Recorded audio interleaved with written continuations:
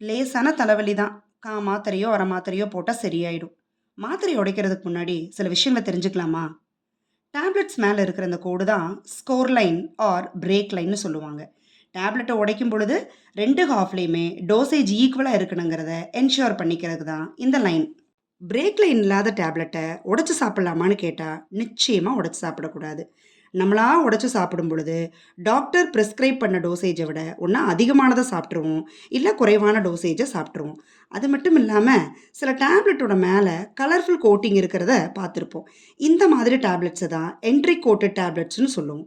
சில டேப்லெட்ஸோட கன்டென்ட் வந்து ஸ்மால் இன்டெஸ்டைனுக்கு போகாமலே ஸ்டொமக் ஆசிட்ல டெஸ்ட்ராய் ஆயிரும். ஸ்மால் இன்டெஸ்டைன் தான் டேப்லெட்டோட முக்கியமான absorption site. So break line இல்லாத டேப்லெட்டை நம்மளா உடைச்சு சாப்பிட்றத அவாய்ட் பண்ணிக்கணும். அண்டு பாலில் சில நேரம் டேப்லெட் நம்ம சாப்பிடுவோம். அப்படி சாப்பிடும் பொழுது என்ன ஆகும்னா, சில டேப்லெட்ஸில் இருக்கக்கூடிய காம்பவுண்ட்ஸ் வந்து பாலில் இருக்கக்கூடிய கால்சியமோட பைண்ட் ஆயிரும். ஸோ டேப்லெட்டோட எஃபெக்டிவ்னஸ் குறைஞ்சிரும். என்ன டேப்லெட் எடுக்கிற மாதிரி இருந்தாலும் டாக்டர் சொல்கிற அட்வைஸ் படி எடுத்துட்டோம் அப்படின்னா அதனுடைய ஃபுல் பெனிஃபிட் நமக்கு கிடைக்கும்.